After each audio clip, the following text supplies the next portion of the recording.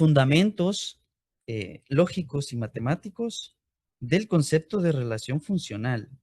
Este es un tema que vengo dándole desarrollo desde hace algunos meses en función de mi línea de trabajo en en el actual posgrado que me encuentro desarrollando. ¿No? Es un poco matemática, lógica aplicada a la psicología.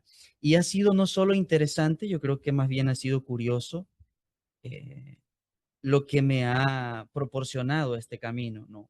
Algunas preguntas se me han respondido, eh, otras preguntas han aparecido y, y pienso que lo que yo tenga que decir en torno a este tema no es suficiente, así que quiero dejar en claro de que no pretendo dar respuesta definitiva a quizá todas las cuestionantes o problemas lógicos, teóricos, que implica hablar del tema, ¿no? Solo me conformo con, con dejarles esa semillita de duda, esa semillita que pueda hacer que ustedes vayan y le pregunten algo a ChatGPT o vayan y se quieran descargar un PDF en torno al tema. Yo con eso me doy por servido. Así que vamos a hablar un poco respecto a esto y quisiera proceder compartiéndoles esta ruta de objetivos. Voy a intentar en la manera de lo posible y siempre y cuando el tiempo me lo permita, cumplir con estos 4 objetivos.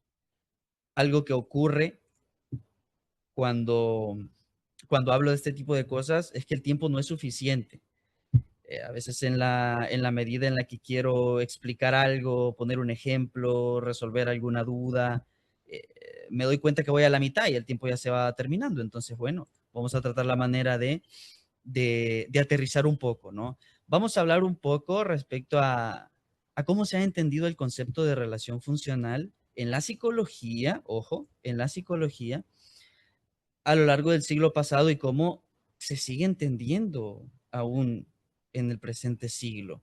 No en todo, de hecho hay un matiz por ahí, pero es muy interesante cómo se concibió por vez primera el concepto, cuál fue el desarrollo que se le dio y cuál es el estatus actual del término, el término relación funcional. Al igual, vamos a examinar algunas conexiones lógicas que sí o sí se tienen que estudiar para poder hablar del concepto, pero, pero teniendo en cuenta de que cuando se habla de relación funcional, no comenzamos hablando de psicología. Ese es el problema, de que para hablar del concepto, yo creo que muy poquito vamos a hablar de psicología hoy. O sea, realmente muy poco. Y cuando hablemos de lógica, es menester introducirlo, ¿no? Vamos a ver qué son esas conexiones lógicas, cuáles son esos axiomas, bueno, tomando en cuenta que la psicología tiene axiomas también y que estos axiomas no son de naturaleza psicológica, sino que son axiomas por ahí robados de la matemática o de la lógica, pero bueno, vamos a ver un poco eso, ¿no? ¿Qué tipos de conexiones lógicas existen y cómo éstas pueden darnos claridad al momento, no solo de entender la psicología y sus sistemas explicativos, sino también de aplicarlos? Muchos de ustedes aquí serán terapeutas, educadores, no lo sé, y muchas veces nos podemos hacer esa pregunta, ¿no? ¿Cómo represento yo esto, esto que quiero dar a entender en un informe psicológico? No, no hay formas de representarlo. Sí, ponerlo como, no sé, ponerlo como E1, rayita, E2, rayita, respuesta, rayita y no sé qué otra cosa, ¿no? Bueno, para eso se necesitan las conexiones lógicas. ¿Para qué? Para que otro terapeuta, para que otro psicólogo, teórico, experimental, aplicado, lo que usted quiera, pueda entender qué es lo que usted está queriendo decir con esas representaciones sin que él tenga que acudir a información extra. Eso existe en muchas disciplinas. La gente solo con ver un documento y ver un diagrama, una ecuación y lo que sea, lo entiende. Lo entiende. Pero en psicología necesitamos ponerle un texto a eso que estamos diciendo, ¿no? A ese pequeño modelo o representación para que el que lo lee lo entienda. Quizá para eso necesitemos introducirnos al campo de la lógica y poder decir, bueno, de repente no es que no exista, lo que sucede es que no se le ha dado desarrollo. Bien. Eh, Vamos a hablar respecto a los axiomas de las relaciones funcionales. El concepto de relación funcional es un concepto, son dos conceptos, o relación es un concepto, función es otro concepto y relación funcional es otro concepto. ¿Cómo es eso? Bueno, ya lo vamos a ver también. Extrapolar los principios lógicos identificados al campo del análisis de conducta. Este objetivo me parece muy aventurado por mi parte, así que voy a solicitar un poco de flexibilidad de ustedes en caso de que esto no se logre. ¿Ok? Y bueno, tal vez en algunos ejemplos que coloquemos puedan de una u otra manera darle cumplimiento a ese cuarto objetivo. Bien. Primero, como vemos en la diapositiva, la importancia de enlazar estos conceptos y axiomas de la matemática a los sistemas explicativos de la psicología. Ujú. Que existan confusiones teóricas que afecten las manipulaciones en el campo aplicado de la psicología no implica que se trate de un problema de naturaleza conceptual, sino de su extrapolación. Bien, primero, hay que entender que el concepto de relación y el concepto de función no son conceptos psicológicos, sino que son conceptos estrictamente matemáticos y que diversas disciplinas los han utilizado para poder darle complemento al desarrollo de la misma, ¿no? O al desarrollo de sus sistemas explicativos. Y entre ellos entra la psicología, ¿sí? Ustedes van a encontrar el concepto de función en la química, en la biología, lo van a encontrar no solo en ciencias de este tipo, sino también en áreas aplicadas como la ingeniería, ¿sí? Entonces, el concepto de relación no es un concepto psicológico, el concepto de función tampoco lo es, y el concepto de relación funcional tampoco es un concepto matemático. Entonces, ¿por qué? ¿Por qué se dice que el concepto de relación funcional, y ya vamos a ver quién lo dice, pero nada más aquí lo quería puntuar, ¿por qué se dice de que el concepto de relación funcional es un concepto problemático? Si el concepto de relación funcional es un concepto problemático, pero por su naturaleza, entonces debería todas estas disciplinas experimentar las problemáticas que experimenta la psicología. Si el problema fuera conceptual, tuvieran problemas de esta tipología la biología, la química, la ingeniería, pero ellos no tienen los problemas conceptuales y metodológicos que tenemos en psicología. Entonces, ¿cuál será el problema? ¿Cuál será el problema? Yo creo que será un problema de manipulación. ¿Cómo se ha utilizado, cómo se ha extrapolado dicho concepto de la matemática a la psicología? Ahí está el problema. Ujú. Bueno, si existiera algún problema del concepto de relación funcional en otras disciplinas, háganmelo saber. La verdad me interesaría saberlo. Pero bien, entonces, habiendo dicho esto como introducción, veamos. Vamos a hacer una revisión histórica de cómo nace el concepto, cómo lo han entendido algunos autores de renombre, y cómo se entiende hoy. ¿Cómo se entiende hoy? Bien. Primero, en este artículo, Hayes, es un artículo del 2011, habla respecto a cómo Skinner introduce el concepto, ¿cierto? Y menciona que curiosamente cuestiona a Skinner, ¿no? De cómo Skinner introdujo el concepto de relación funcional, o el concepto de función, para reemplazarlo por ese dilema causa y efecto. ¿Por qué? Porque el dilema causa-efecto estaba muy cargado de teorías anticuadas, ¿no? Y se decía en ese momento de que eh, los, los problemas de la psicología necesitaban más, más que verlos como causa-efecto, ¿sí? Entonces, cuando se habla de función, cuando se habla de relación, ahí sí los científicos dicen algo más que causa y efecto. Eso es lo que dice eh, Hayes en este artículo. Pero, curiosamente, aquí ocurre algo. Aquí ocurre algo. Hayes en ese artículo menciona que Skinner dijo de que el dilema causa-efecto no era suficiente para dar cuenta de estos fenómenos, pero posteriormente, en su trabajo, Skinner comete el error de entender el concepto de función como causa y efecto. Esas citas están en este artículo. Esas citas están en este artículo, ¿sí? En caso de que necesiten los artículos así, ¿no? En PDF y ya en una carpetita para ahorrarles el trabajo, pues se lo hacen llegar a la administración de este evento y pues yo con gusto se los comparto. Pero bien, tenemos aquí eh, tres citas importantes. Una del doctor Iwata en 2018, una de, de Skinner, del trabajo de Skinner, y eh, otra más de ese mismo libro. Dice el doctor Iwata en este artículo, el término análisis funcional se refiere a cualquier demostración empírica de una relación causa-efecto. O sea, ¿cómo?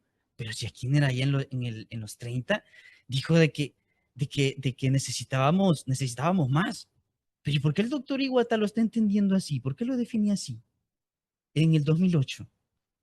Estamos hablando de casi un siglo de diferencia. Y es el doctor Iwata. Y es una cita textual. Está raro, ¿no? Bueno, una causa se convierte en un cambio en una variable independiente y un efecto en un cambio en una variable dependiente. La antigua conexión de causa y efecto se convierte en una relación funcional. Es decir, que Skinner después también entendió el concepto de relación funcional como causa-efecto. Cayó en lo que él dijo que era un problema. ¿Sí? O sea, sí vamos identificando que desde el momento en el que se concibe el concepto, las cosas se empezaron a hacer mal, no porque el concepto esté mal per se, que haya una problemática, sino la forma en la que se ha entendido a lo largo de la historia en la psicología, en el análisis de conducta, como le quiera decir usted. Las relaciones entre los dos, las relaciones causa y efecto en el comportamiento, son las leyes de una ciencia. Otra cita textual de Skinner. Bueno, sí. No sé, ¿eh? O sea, no me estoy inventando nada. Esto usted lo puede consultar tal cual así en los trabajos de estos autores. Bueno, veamos esto. Hayes dice en su artículo del 2011, el que ya mirábamos ahí arribita, el problema del uso inconsistente de un término central en el análisis del comportamiento, donde las inconsistencias son producto de la atribución de significados ordinarios o desactualizados, se observa actualmente en el caso del término función y sus derivados. Tirando fuerte, tirando muy fuerte. Esto lo dijo en el 2011.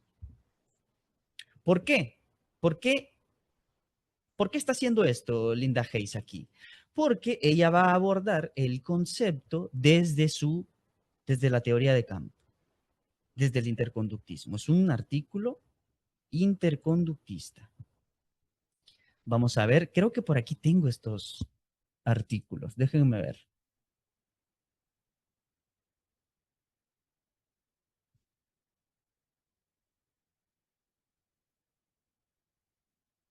Aquí está.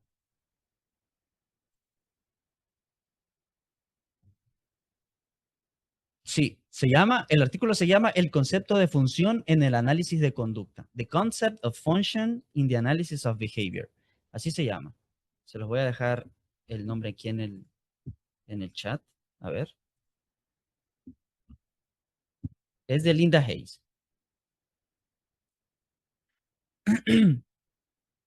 Ahora veamos este otro artículo, pero este es de los 90.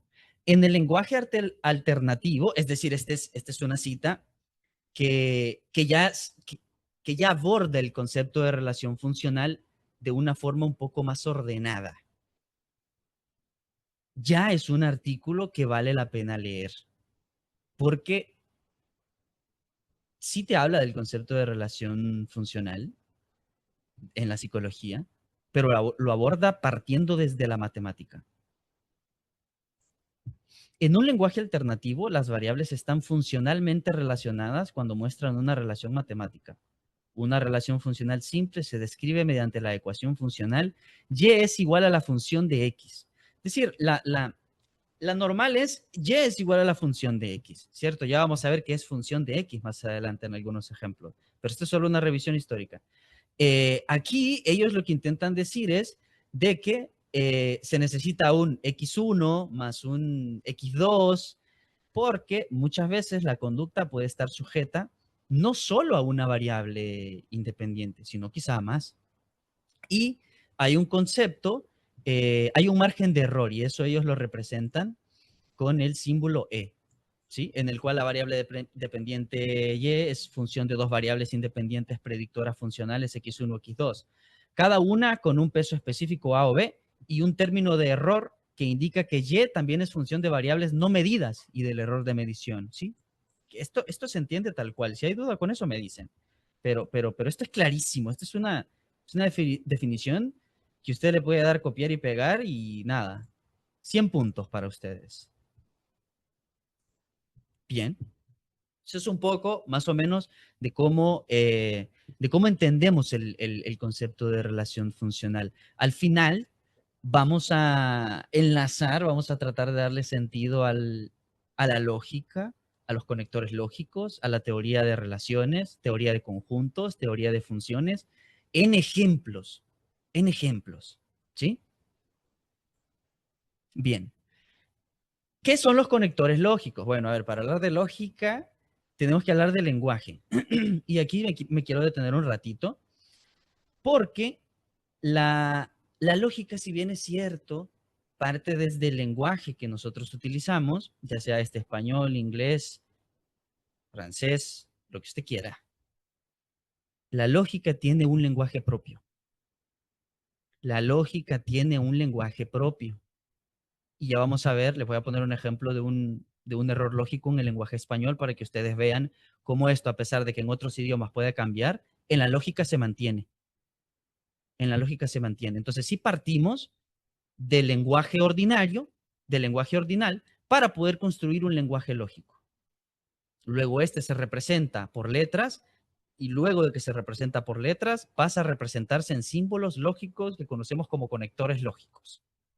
Bien. Primero, tenemos las proposiciones atómicas y las proposiciones moleculares. Las proposiciones atómicas son proposiciones simples, ¿sí? Por ejemplo, si yo digo, a ver, este vasito, tengo un vaso acá. Yo tomo agua, yo tomo agua. Esa es una proposición atómica. Perdón, sí, sí, sí, atómica. Y si yo junto dos proposiciones atómicas, genero estoy creando con dos proposiciones atómicas una proposición molecular. Si yo digo, estoy tomando agua y estoy hablando en un micrófono, esa es una proposición molecular creada a partir de dos atómicas. ¿Cuál es el concepto, el conector lógico ahí? ¿Cuál sería? La letra I. La letra I. Eso es un conector lógico. Sí, bien, ya lo respondí a alguien ahí en el chat. Es la letra I. Esto parte desde el lenguaje, entendiendo como véalo como una inclusión, ¿no? Esto y esto. Eso parte del lenguaje. Y para representarlo, mediante el lenguaje utilizamos la letra I, pero en lógica tiene su propio símbolo. Entonces, bueno, quiero que vayamos entendiendo. Muchas veces estas, estas proposiciones se van a entender así. P,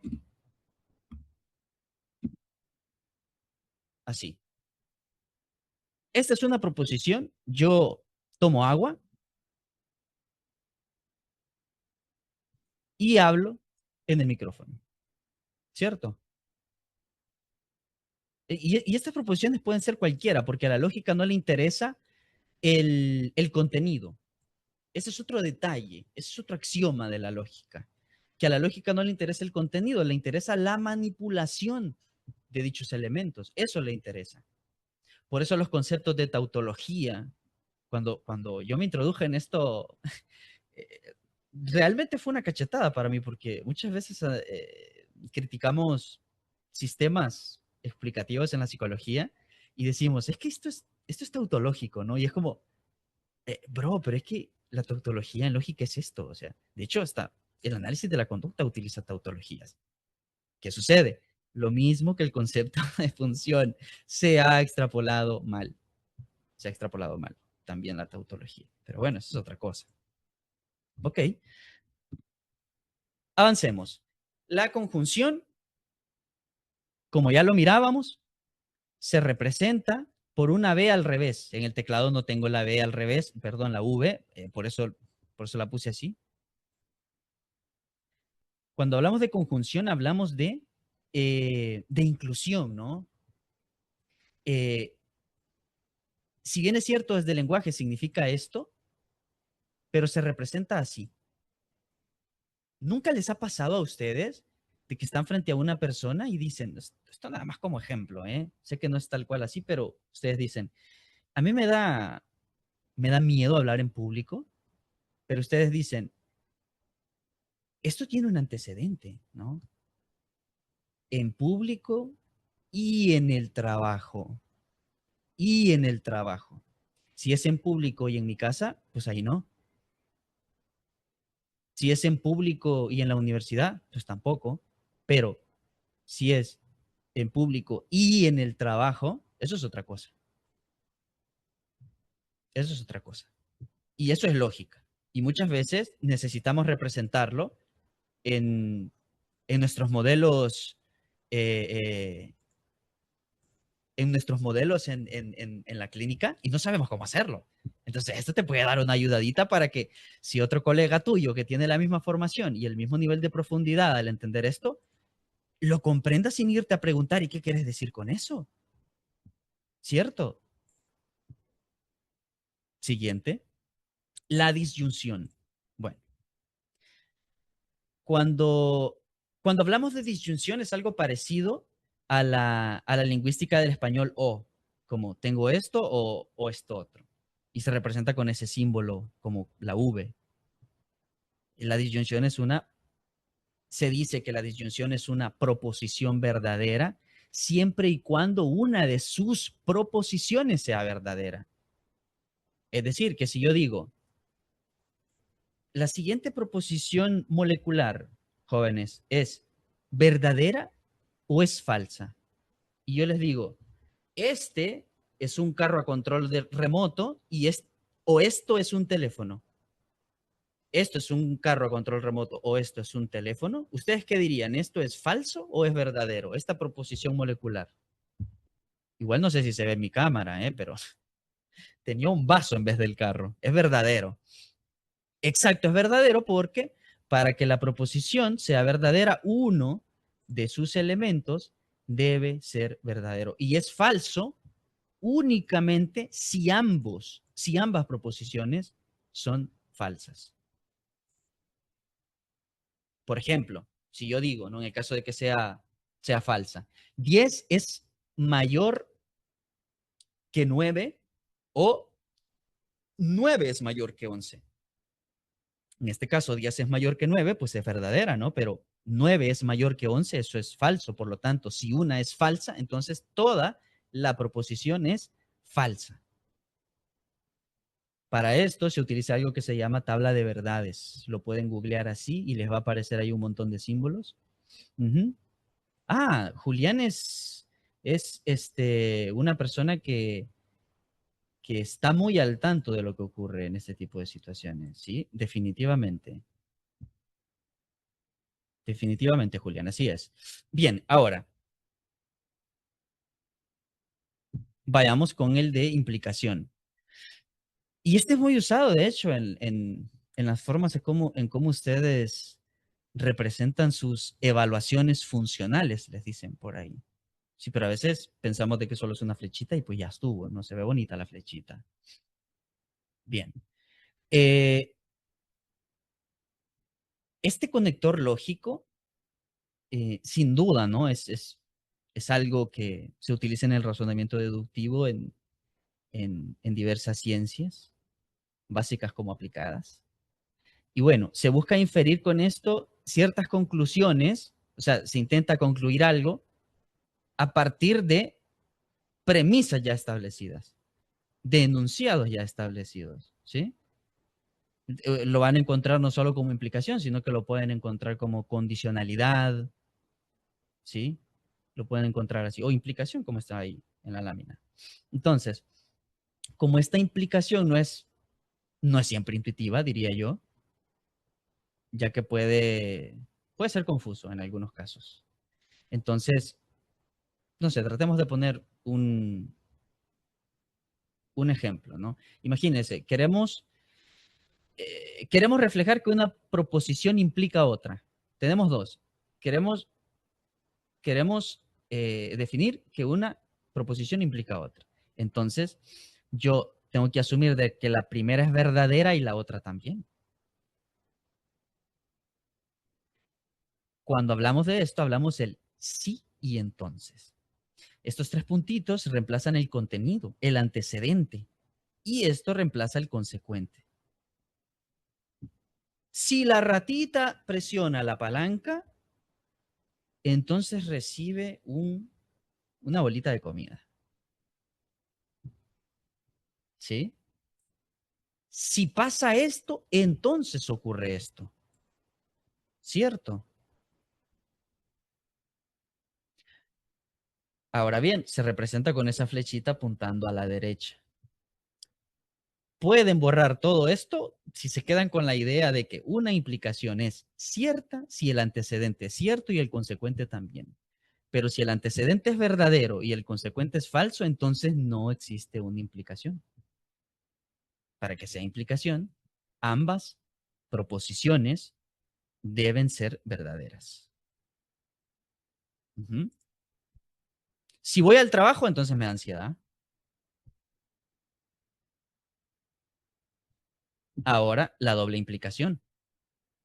Esta es, no diría que parecida, es muy, muy diferente, aunque parezca parecida, pero la pueden encontrar también como doble condicionalidad o bicondicionalidad también, dependiendo a quién lean. Yo he visto varios conceptos para representar esto mismo.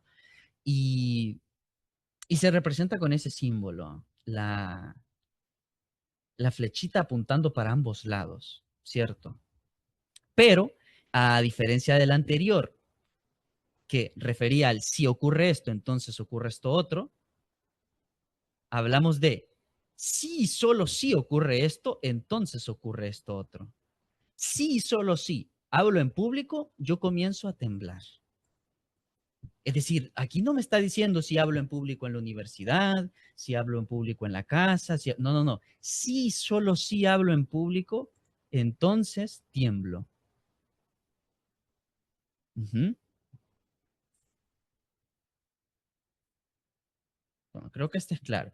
Lo van a observar esto. A mí me hace mucho sentido cuando reviso trabajo, cuando hago revisiones teóricas de trabajo experimental. Veo cómo muchas veces lo representan con esto. Y yo digo, ve, están haciendo muy buen uso del conector lógico, ¿cierto? Porque si se comprueba realmente una relación que es sí y solo sí, entonces se utiliza esto.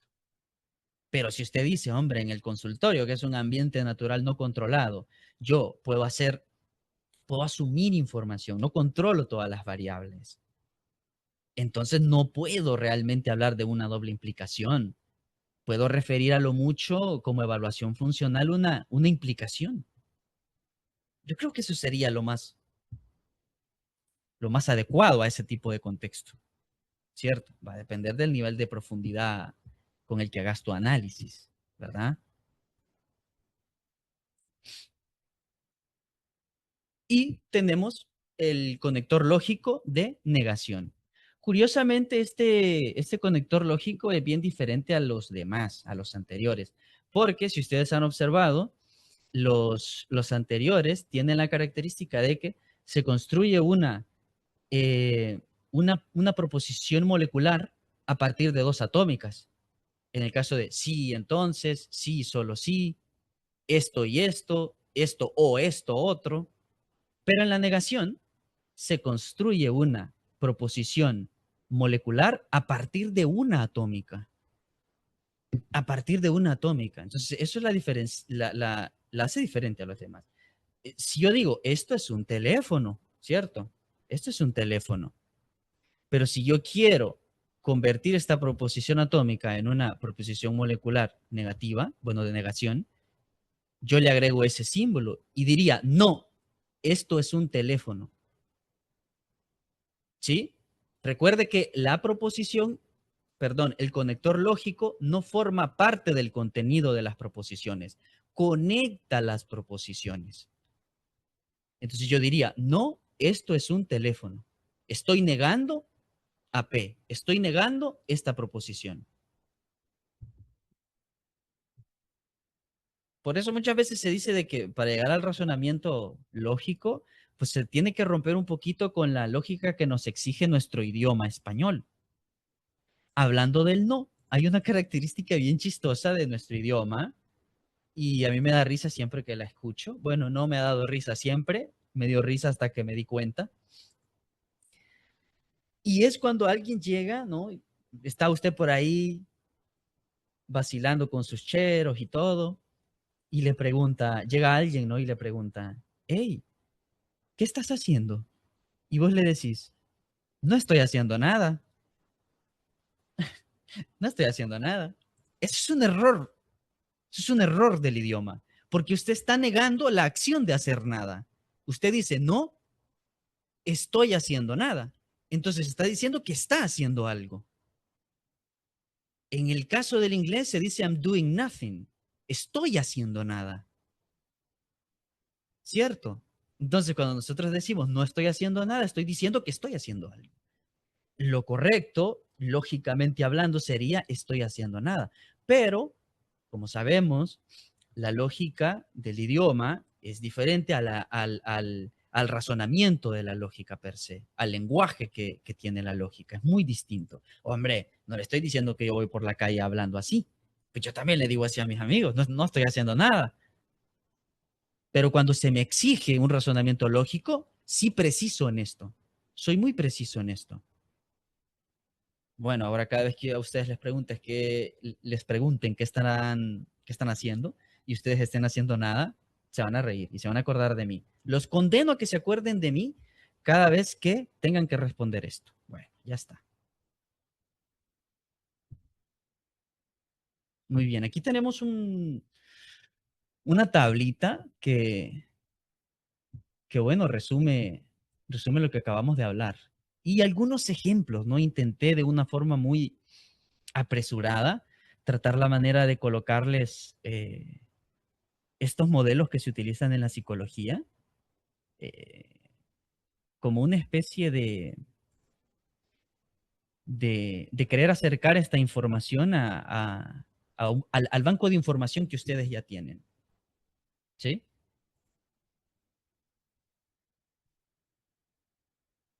Avancemos. Bien. Ahora, pregunta para ustedes. Les tengo tres preguntas. Ejercicios. Cuando hay temblores, es decir, cuando hay un temblor, ¿no? En la tierra y eso, Pedro se mete bajo la mesa. Hoy, Pedro se metió bajo la mesa. ¿Hubo temblores hoy? Aquí reemplacé un poquito, para no darles la respuesta, claro, reemplacé un poquito el significado, ¿no? Pero pudiéramos verlo como, si hay temblores, Pedro se mete bajo la mesa. Si hay temblores, entonces Pedro se mete bajo la mesa. Hoy Pedro se metió bajo la mesa. ¿Hubo temblores hoy? ¿Ustedes qué opinan de eso? ¿Qué responderían si les hacemos esa pregunta? Julián. Julián ya sabe la respuesta. Pero, ¿alguien aparte de Julián le gustaría poner en el chat o tal vez participar? Y si no quiere nadie, pues que nos responda Julián, ¿sí? A ver, ¿alguien se atreve?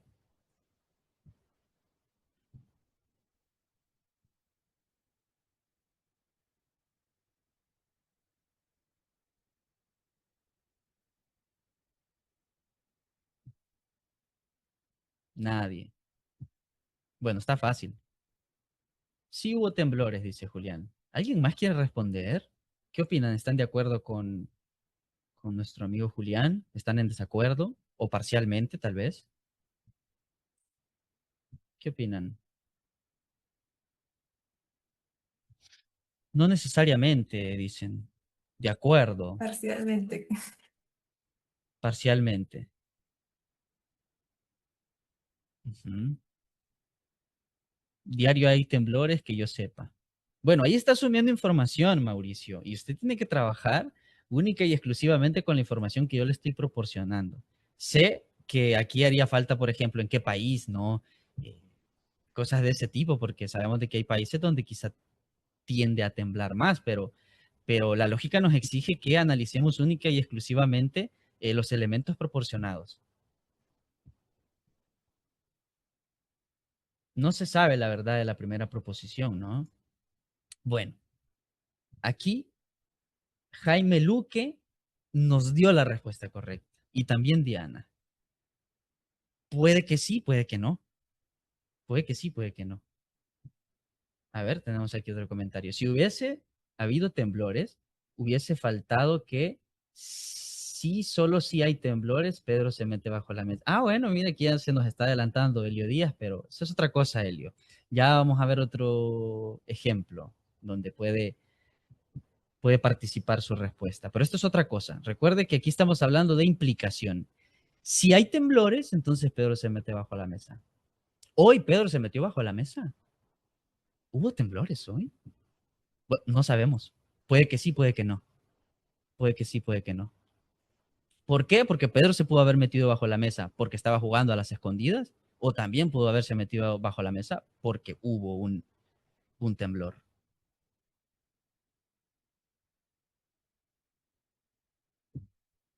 Uh -huh. Aquí estamos hablando del sí entonces. Estamos hablando de esta. ¿Sí? Si tiembla, entonces Pedro se mete bajo la mesa. Recuerden, esto nos dice que puede ocurrir eso, tanto como podría ser por otra cosa. La verdad es que no lo sé. Si ocurre P, entonces ocurre Q. Pero no me está diciendo de que si ocurrió Q fue porque ocurrió P. No, no, no, no me está diciendo eso.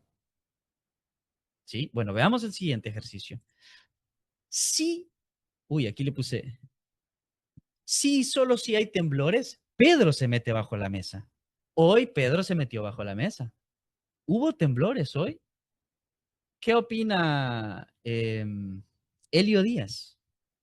¿Cambiaría su respuesta, Helio? Dicen los demás, efectivamente. Sí, sí.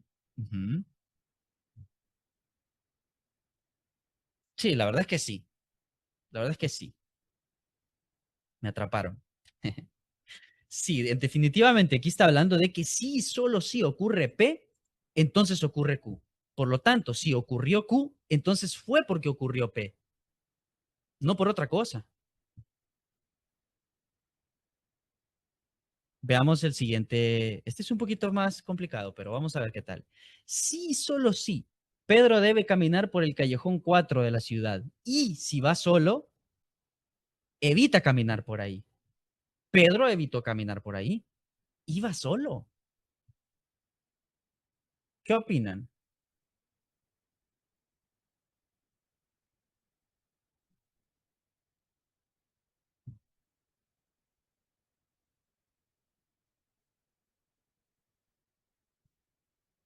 Ya los puse a pensar con esa. Ya no están de todo seguros. ¿Qué piensan? Tenemos aquí, le voy a dar una pista. Tenemos aquí, sí, solo sí. Tenemos una doble implicación y tenemos una conjunción. Hay dos, hay dos.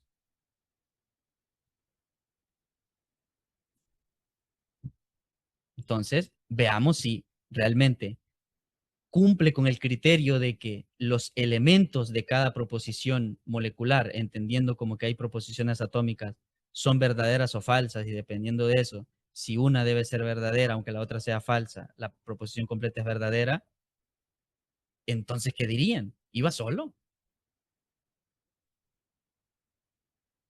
Dice Liliana Zavala, sí, iba solo. ¿Qué opinan? ¿Están de acuerdo con lo que dice Liliana? ¿Están en desacuerdo?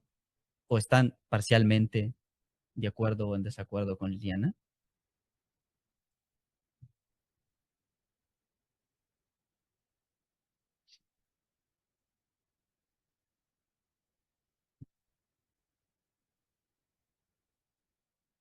Dice Ruda Esperanza, sí, iba solo, sí, solo, pero solo en esa calle.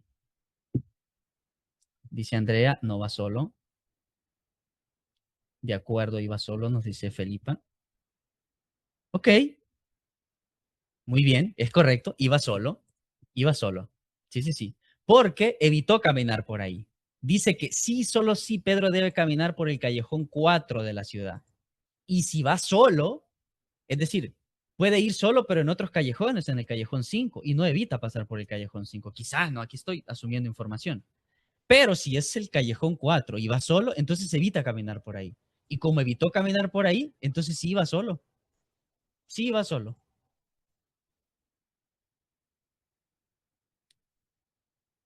Ujú. Excelente, muy bien, muy bien.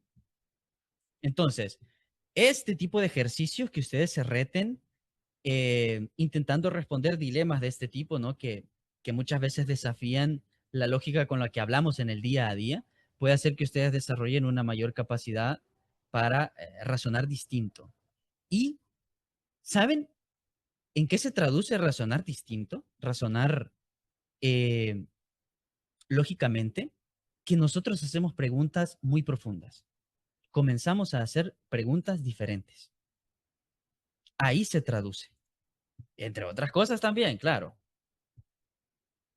Somos el verdadero FBI, dicen aquí. Sí, tal cual. Así es. Bien, entonces, hablemos un poco de teoría de conjuntos. Eh, pero voy a ir más rápido porque tengo muchísimas cosas que hablar un poquito más adelante. Bien, cuando nosotros hablamos de conjuntos, eh, muchas veces vamos a hablar de grupo, colección, familia, etcétera. ¿Sí? Cuando nosotros hablamos del número, del conjunto de números naturales, enteros, racionales, irracionales, los reales y los complejos. ¿Sí? Entonces, esos son conjuntos.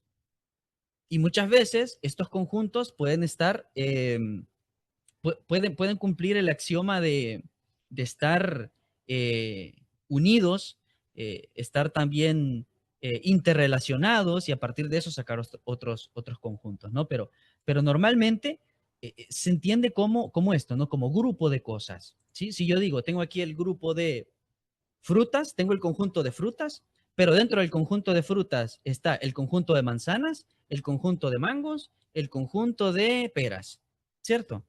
Entonces, no quiero lo que voy a decir ahorita que se malentienda, pero véalo como si usted dice, tengo el conjunto de respuestas emocionales, tengo el conjunto de respuestas fisiológicas, el conjunto de respuestas de este otro tipo, motoras, ¿no? Cognitivas, si quiere decirle también. Eso como ilustración, no como demostración. Esto es ilustrativo, no demostrativo. Son dos cosas diferentes. Entonces, para que lo vayamos entendiendo, ¿no? Entonces, cuando hablamos de conjunto, hablamos de esto, de grupo, de grupo. ¿Por qué es importante hablar de conjunto antes de hablar de teoría de relaciones? Ya lo vamos a ver. Bien. Hay axiomas, lo que les había dicho, pero esto no lo voy a abordar ahora, ¿sí? Pero tienen estos axiomas de pertenencia. Ujú. Existencia, igualdad e inclusión. Hay más, pero estos son los básicos, ¿sí? Asumiendo de que se sabe en filosofía que es un axioma. Bien. Ahora sí, hablemos de teoría de conjuntos. Esto es el diagrama de Venn, o al menos intenté que pareciera un diagrama de Venn, porque los diagramas de Venn son como redonditos y estos son cuadrados, ¿no? Por ahí dándole a cuadrado, pero bueno, vamos a ver, ¿no? Suponiendo, nada más así asumiendo, no estamos hablando de relaciones ni nada, solo vamos a tratar la manera de enlazar los elementos de un conjunto A con los elementos de un conjunto B. ¿Con qué podría yo asumir golpear? Yo puedo golpear en el entrenamiento, ¿cierto? Puedo gritar en el concierto, pero también puedo gritar en la fiesta. Y puedo correr en el estadio, ¿sí? Y bailar también en la fiesta, ¿sí? Si se fija cómo varios elementos del conjunto A les corresponde varios del conjunto B. En el caso de gritar, yo grito en el concierto y también grito en la fiesta. En cambio, los demás solo tienen uno. Eso es diferente cuando se habla de función. Acuérdense lo que les estoy diciendo ahorita. Cuando hablamos de función, ya hablamos de otra cosa. No le puede corresponder más de un elemento. Este es un diagrama de Venn. Bien. Hoy sí hablemos de teoría de relaciones. La relación es un objeto matemático. Un objeto matemático. Que, ojo, lo voy a hacer en mayúscula aquí, describe conexiones entre los elementos de un conjunto. Su papel fundamental es establecer conexiones entre dichos conjuntos. Y existen diferentes tipos de relaciones, entre ellas las de equivalencia y las de orden. Las de equivalencia y las de orden.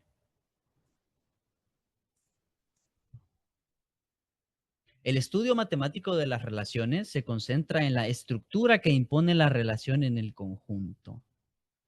Ahora, fíjense cómo nosotros siempre estamos haciendo relaciones entre cosas, entre conjuntos de cosas. Si yo digo, vaya, aquí hay, ¿cuántas personas hay aquí? Hay 71 personas.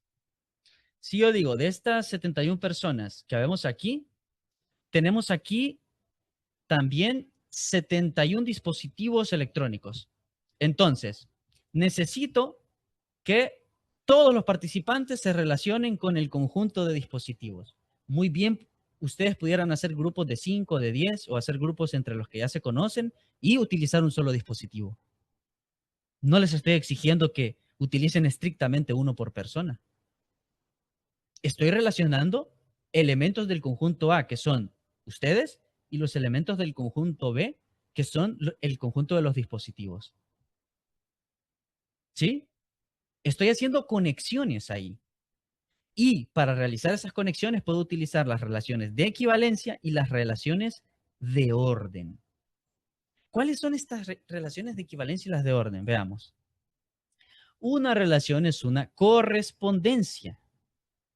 Aquí es otro error que también se ha cometido, el concepto de relación funcional.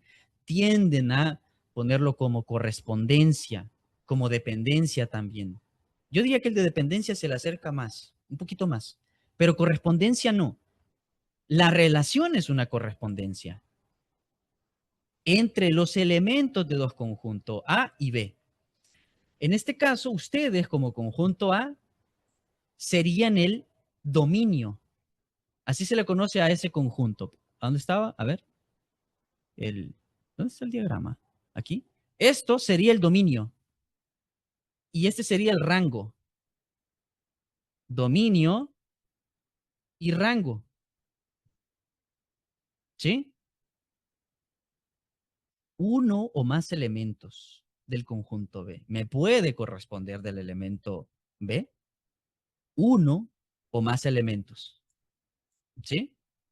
Bien. Veamos los diferentes tipos de relaciones.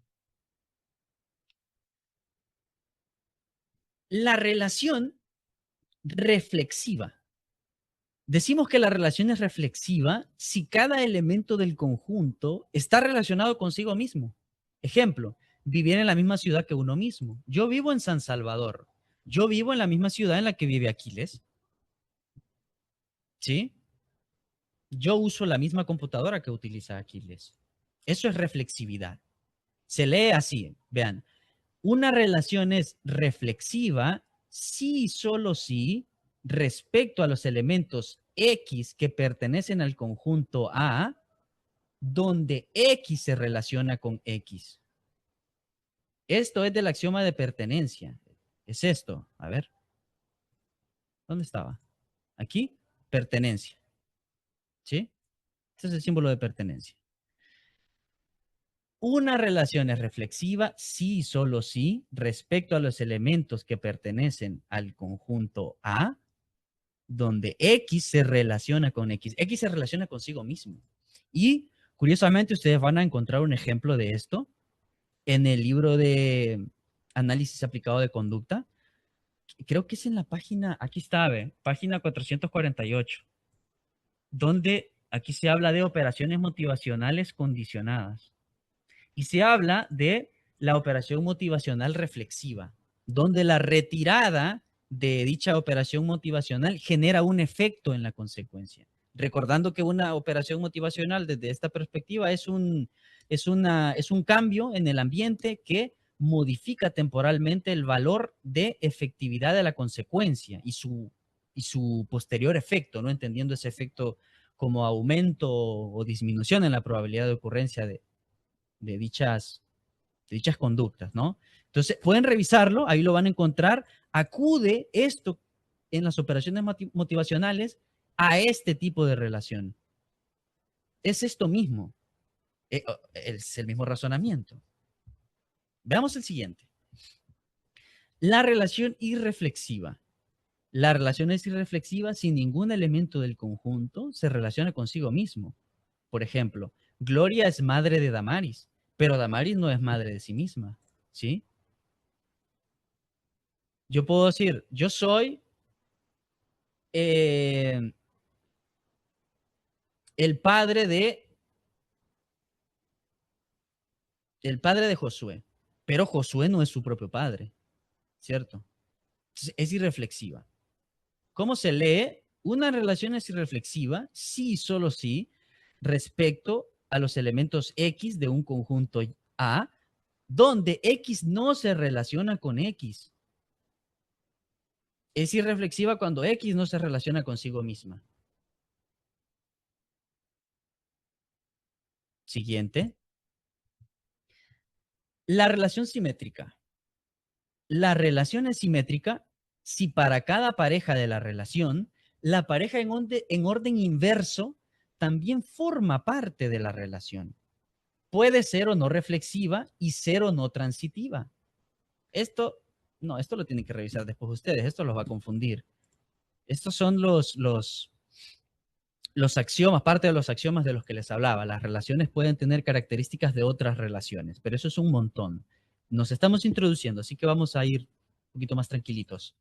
Bien, ejemplo, Josué es hermano de Oscar, pero también Oscar es hermano de Josué, ¿sí? Si yo digo yo soy hermano de fulanito, entonces fulanito también es hermano mío, ¿cierto?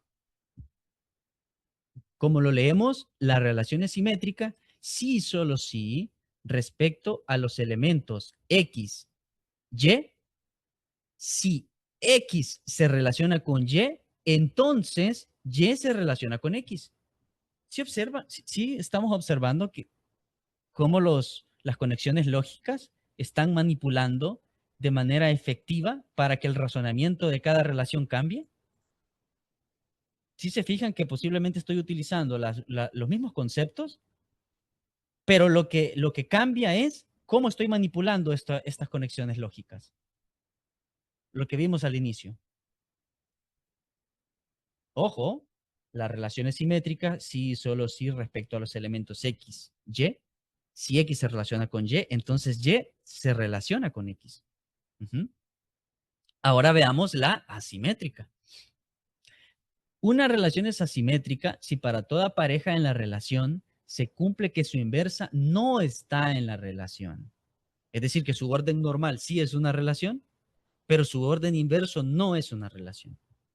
Verónica es mayor que Cristian, pero Cristian no es mayor que Verónica.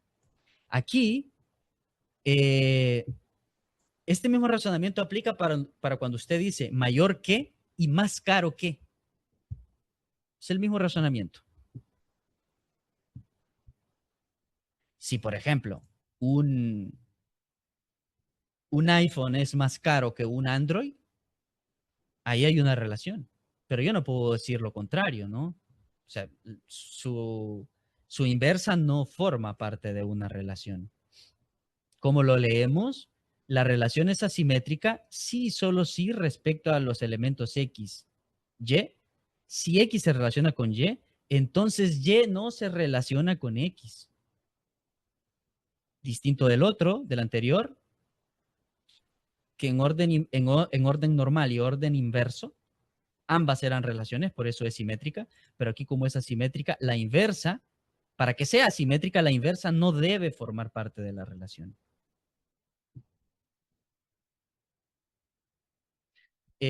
Bueno, si no hay cosas en los comentarios, en el chat, yo entiendo que se está entendiendo esto de una manera espectacular.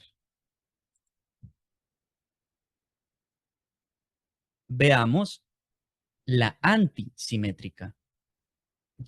La relación es antisimétrica cuando es aquella en que las únicas parejas cuyas inversas también son parte de la relación. Es decir, que son las parejas de elementos iguales. Este es un poquito, aquí sí necesitamos un razonamiento un poquito más profundo. Vamos a ver el ejemplo que tenemos aquí. Pero primero vamos a leerlo. Una relación es antisimétrica si y solo si respecto a los elementos X y Y, si X se relaciona con y Y se relaciona con X, entonces X es igual que Y. Observen, X se relaciona con y Y se relaciona con X. Entonces X es igual que Y. O sea, valen lo mismo. Valen lo mismo. Eso nos está diciendo que X puede ser X y Y puede ser Y, pero ambas valen lo mismo.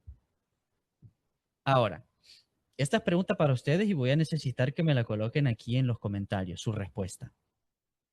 Imagínense que en un salón hay 24 estudiantes y el profesor llega y les dice, jóvenes, hoy les he traído galletas, pero para que yo les dé las galletas, tienen que adivinar cuántas galletas traigo.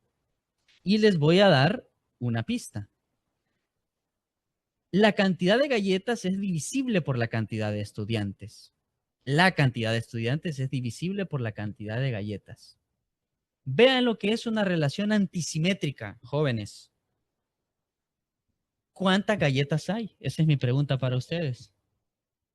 ¿Cuántas galletas hay? Julián Vargas dice, ¿qué significa la A al revés? Significa respecto a, es algo así como respecto a. Ujú. Como, ajá, como tipo respecto a los elementos X y Y, o en torno a estos elementos de un conjunto determinado. Significa eso. Dice 24, 24, 24, 24. Es que les di muchas pistas. Les di muchas pistas. En efecto, es 24. Si X es igual que Y, entonces Y también es igual que X. Bueno, igual en términos de que valen lo mismo, ¿no? Ujú. Bien. Ahora hablemos de este tipo de relación que es un poquito más, quizá esta se les haga un poquito más conocida. Las relaciones transitivas son muy vistas, muy utilizadas por ahí en muchos manuales introductorios del análisis de la conducta, eh, teórico, básico, experimental o aplicado, ¿no? Pero si bien es cierto, lo utilizan, no lo mencionan tal cual, ¿no? Una relación transitiva y te lo ponen en esos términos y así, pero el razonamiento que yace detrás de lo que dicen en estos manuales, pues es al final un razonamiento de este tipo.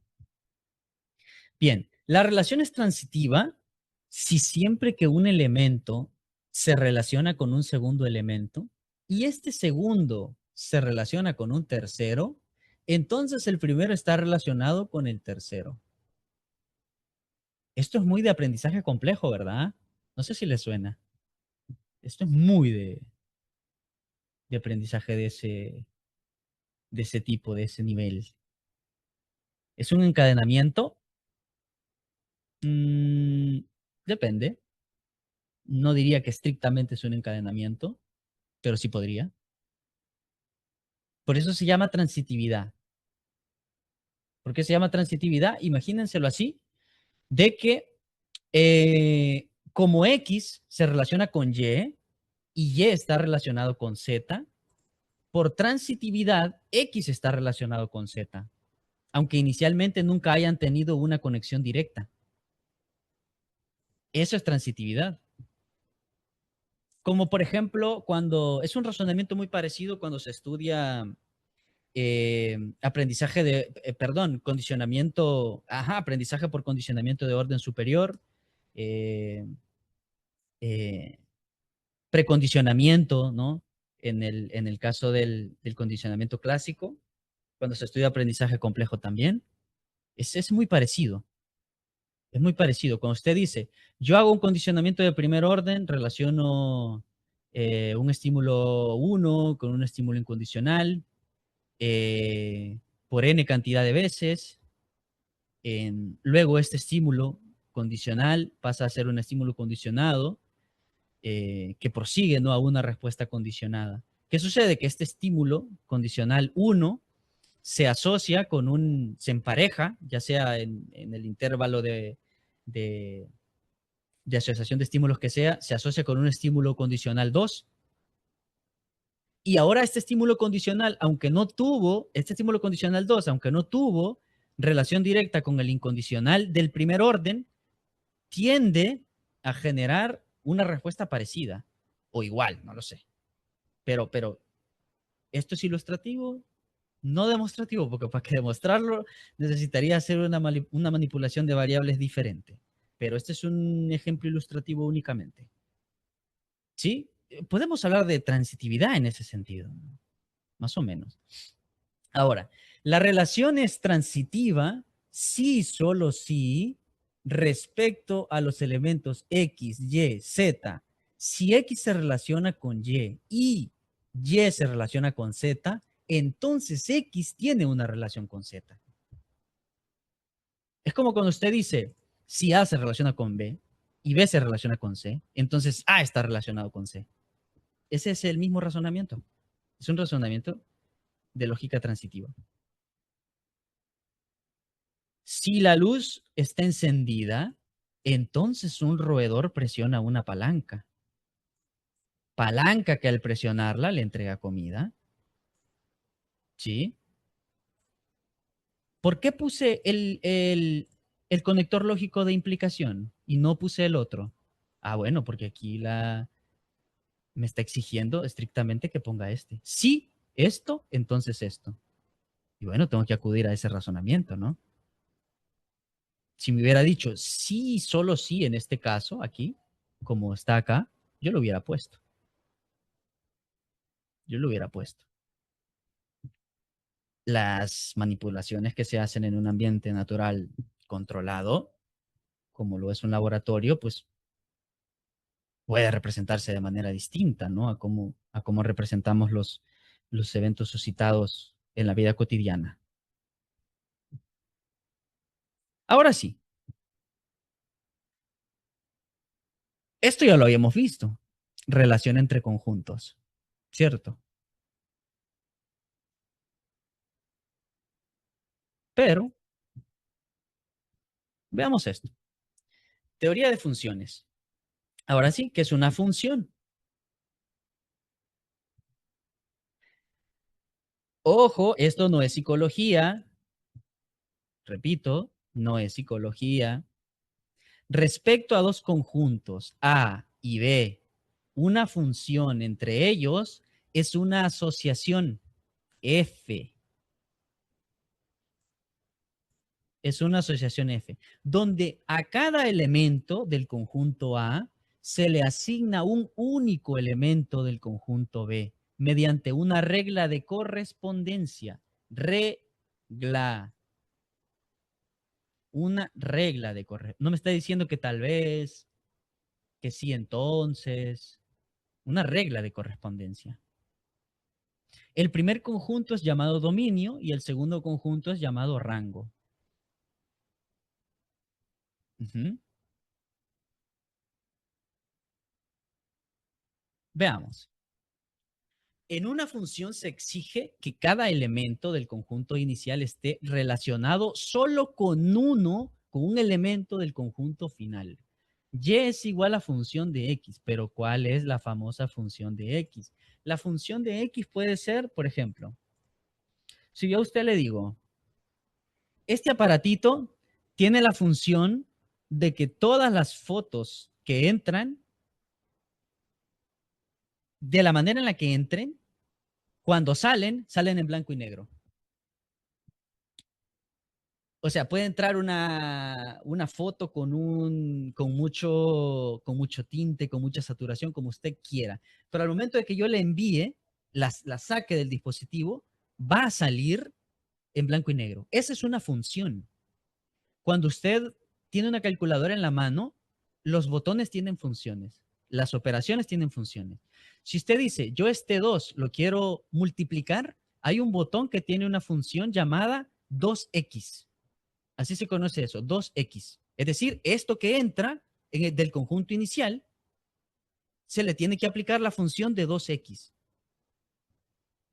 ¿Sí? Entonces se convierte en un 4. Esa es la función. Entonces la función de x puede ser cualquiera, ¿no? Tendríamos que identificarla, ¿no? Pero sabemos de que y existe porque la función de x lo permite. ¿Sí? Entonces, cuando hablamos de los elementos x, estamos hablando de los elementos x del conjunto inicial, ¿sí? Del dominio. Y lo que genera, lo que saca la función de x es el rango o el producto final, llámele como usted quiera llamarle. Veamos un ejemplo, hagamos un pequeño ejercicio. Si yo digo que la función de x es 2x, es decir, esto sería de que todas las x yo las tengo que colocar por 2, ¿cómo ordenaríamos esto? ¿Cómo ordenaríamos este pequeño ejercicio? Aquí nos dice de que tenemos una varita mágica, ¿verdad? Esta varita mágica tiene una función. La función de esta varita mágica es que todo lo que pasa por esta varita lo convierte en 2x, es decir, lo multiplica. Bueno, facilito.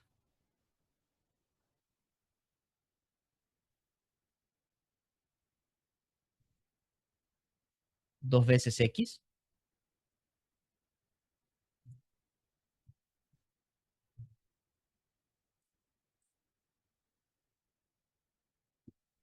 Me avisan si me equivoco, ¿eh?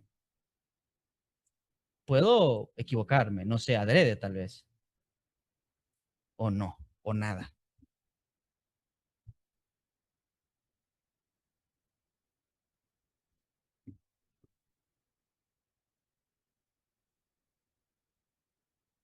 ¿Qué tal lo hice? ¿Qué piensan? ¿Cambiarían algo? ¿Está bien?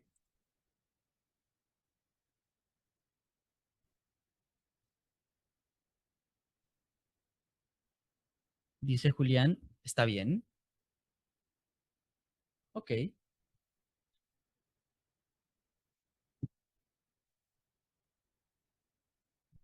Recuerden que estas son representaciones. Yo aquí puedo poner h, si quiero, la variable h y la variable j. ¿Y cuál es la función de esto? ¿Mm? Pues es lo mismo, ¿no? ¿Cierto? O sea, al final son representaciones.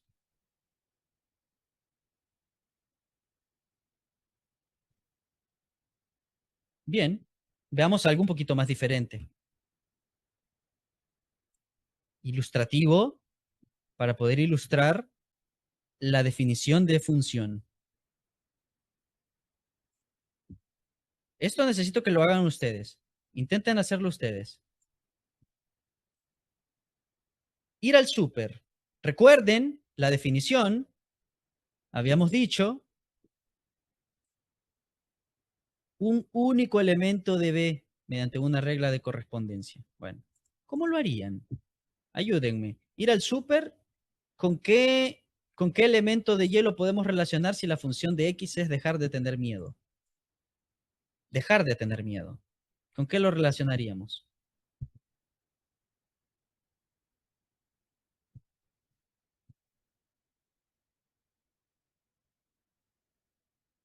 Ir en Uber, dice.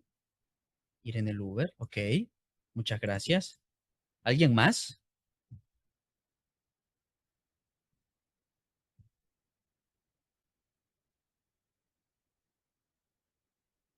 Ir en Uber.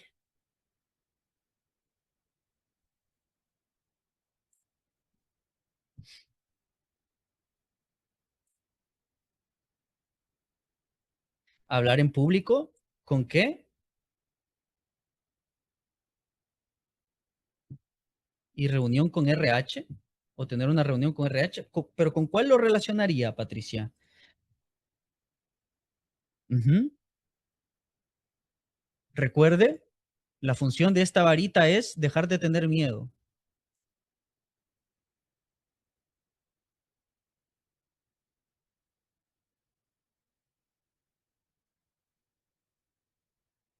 Yo lo relacionaría, la reunión con RH, preguntar qué hice mal.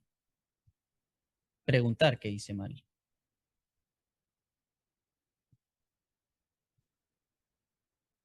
¿Alguien no me responde los mensajes? Lo puedo relacionar con sobrepensar, ¿cierto?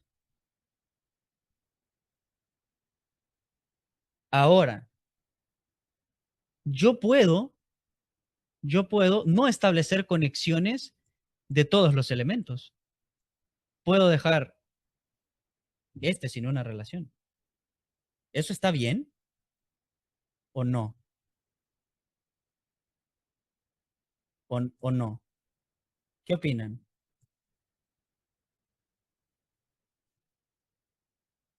¿O tengo que estrictamente? Tengo que estrictamente hacerlo porque dice la definición de que a cada elemento del conjunto o a cada elemento del dominio le corresponde un elemento, al menos un elemento del rango, ¿cierto?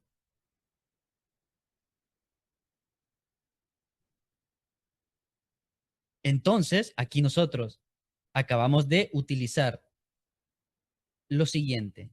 Hemos utilizado conexiones lógicas para a partir de estas conexiones lógicas establecer relaciones y tipos de relaciones, ya sean estas de equivalencia o de orden, para, para poder crear relaciones utilizando teoría de conjuntos y posteriormente realizar relaciones funcionales.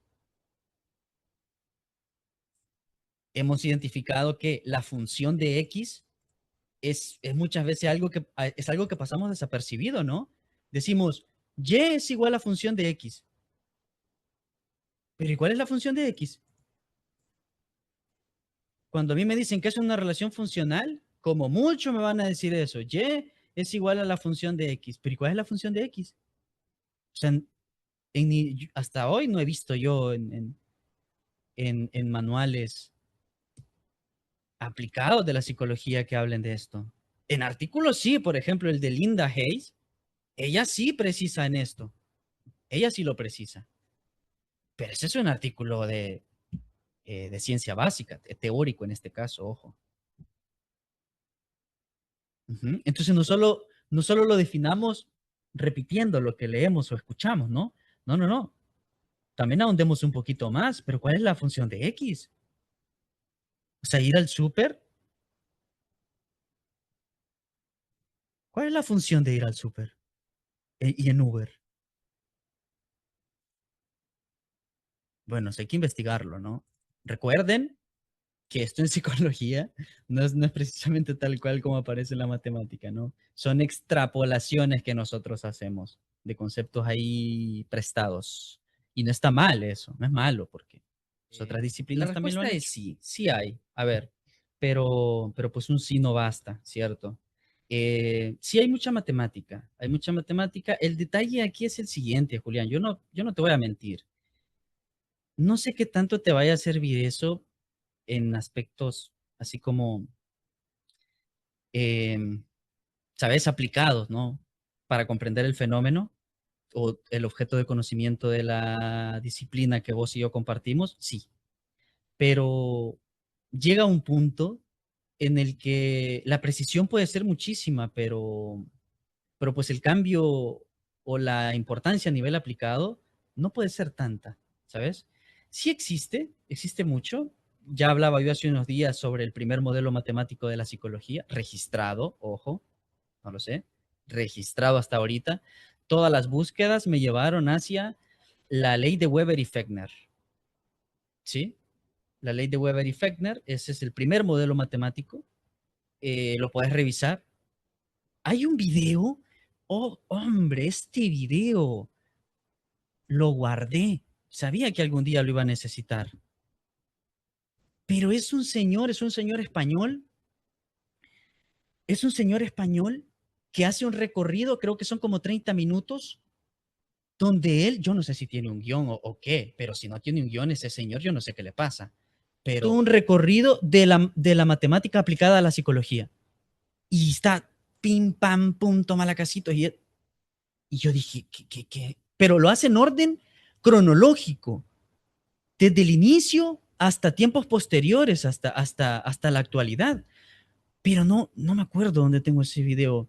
Lo voy a buscar y se lo voy a pasar a la administración.